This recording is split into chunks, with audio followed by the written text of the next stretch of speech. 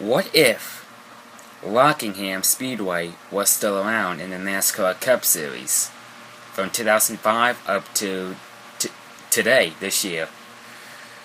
Well, what would the winners be like? Let's find out. Here are my predictions on what if happened if Rockingham was still a racetrack. Please respect my opinion on the winners of the predictions of the winners at Rockingham. Oh, what if Rockingham was still a racetrack? 2005 would be Rusty Wallace passing Matt Kenseth on the closing laps. Kyle Busch would dominate the race at Rockingham in 2006 and would go on to win it in the end. Martin Truex Jr. and Dale Earnhardt Jr. would dominate the race. Martin Truex Jr. would finish first, and Dale Earnhardt Jr. would finish second in 2007. So a 1-2 finish for DEI. Matt Kenseth would do the bump and run on Casey Kane with 8 laps to go and would go on to win it for the third time actually at Rockingham in 2008.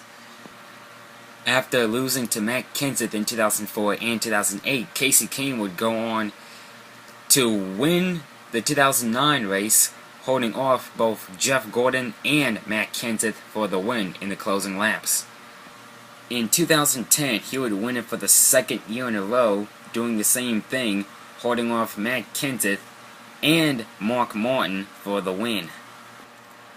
In 2011, Casey Kane was in contention to win with a few laps left, but on 2 laps to go, coming off of turn 2, he runs out of fuel, giving the lead to Matt Kenseth, and Matt Kenseth would go on to win at Rockingham Speedway for the 4th time.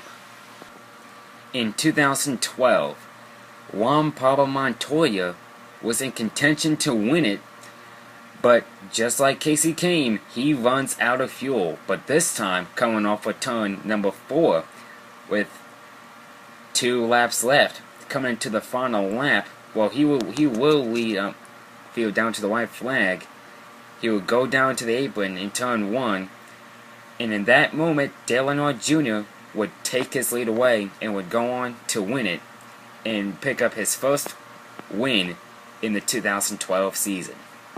In 2013, same thing. Kevin Harvick on the last lap was in contention to win, but coming into turn 1, he runs out of fuel. This gives the lead to Dale Earnhardt Jr., and Dale Jr. would win at Rockingham for the second year in a row in 2013. 2014 would be a repeat of the 2004 finish. Matt Kenseth and Casey Kane went at it at the line. Coming off of turn 4, Casey Kane lost momentum. Matt Kenseth pulled away with the win to win at Rockingham for the 5th time.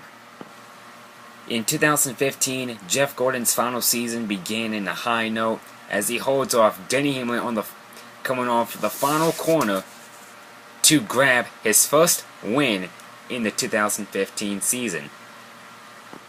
Kurt Busch will lead the race for the first time with 50 laps to go and would keep the lead and would win the race in the end in 2016 with Chase Elliott in second and Carl Edwards third.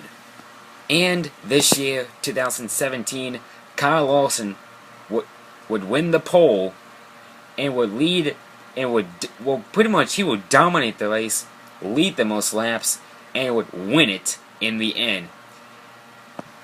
Kyle Larson would win the race from 6.256 car lengths away from Chase Elliott as he finishes second. Well, that's all for now, and here's a fact.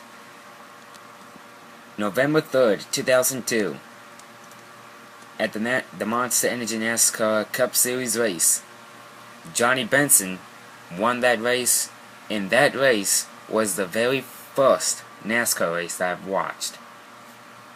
And my very first time experiencing NASCAR on the television.